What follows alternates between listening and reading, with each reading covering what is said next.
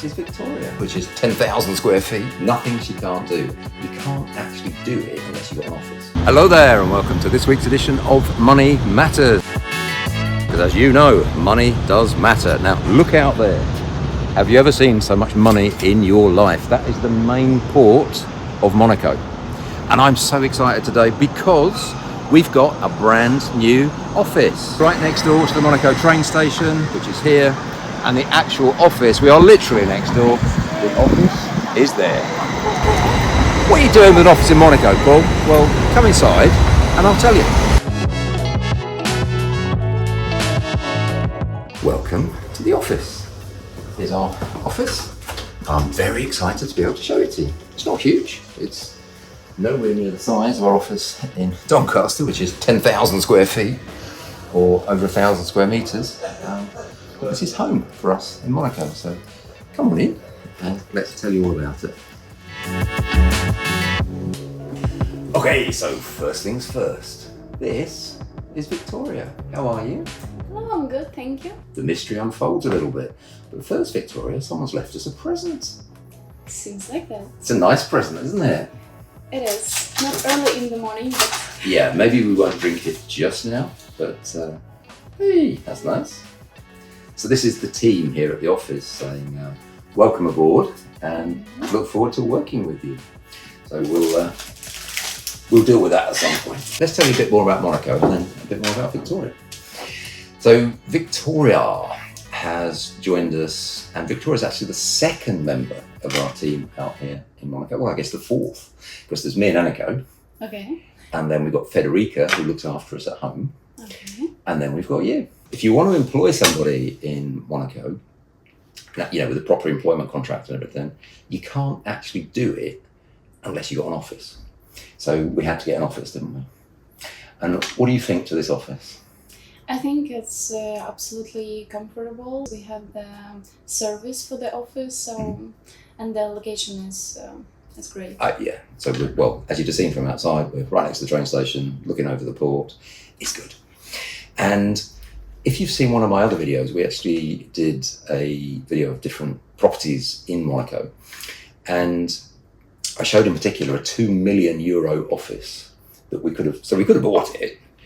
But then you say, well, how much is it costing to rent here? And the rent here is about 2,400 and something. So call it 2.5, which is about 30,000 a year. And to buy something for 2 million when you can rent it for 30,000 doesn't make any sense to me, does it? But anyway, Victoria, you've got a fantastic combination of skills, which is just what we needed, which is just unbelievable. So thank you so much for working for us. Thank you. I'm happy to work with it. It's just fantastic to have you on the team. So, as well as being very well qualified, because your first degree was what? Law. So Victoria's got a law degree, but then you didn't really use that law degree, did you?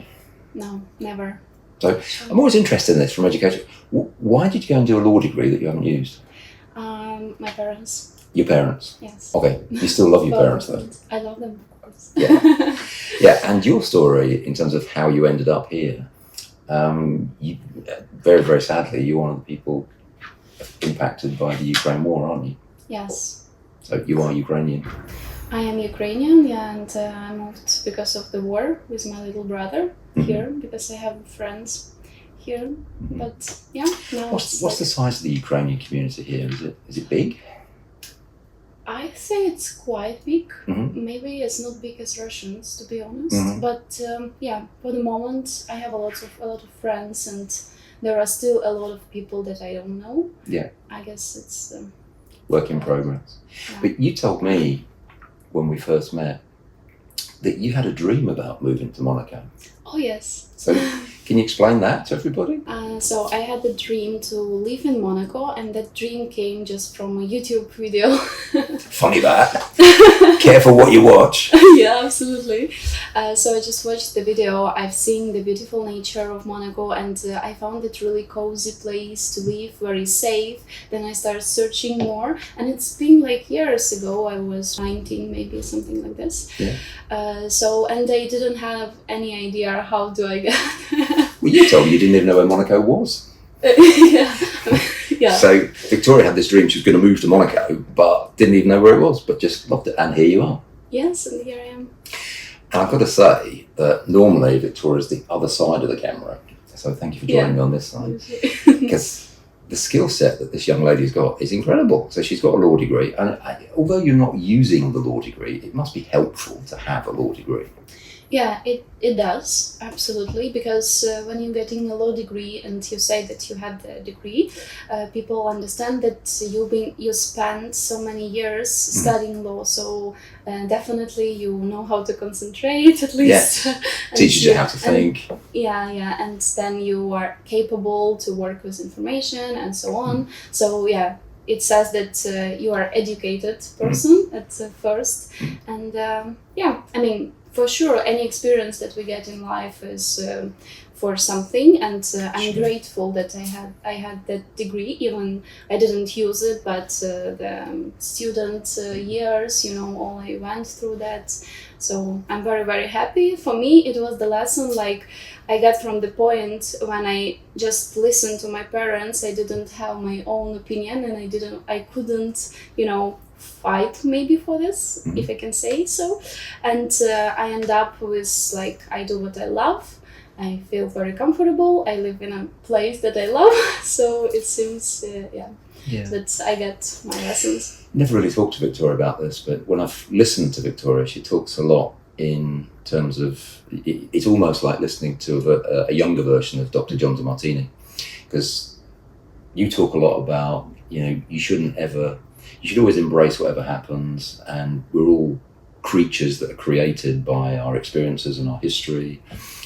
So I think it's fantastic that she's still got a smiley face, even though she's she is a refugee from a war zone. And that must be pretty tough, because your little brother came, he's now gone back, and your parents are still there, aren't they? Yes. So it's tough. But it makes you stronger, because you cannot just sit and cry. Nope. Because first, we had a lot of stress, we cried, we panicked, but then you understand that you have your life like right now, and you have to do something anyway to make it better.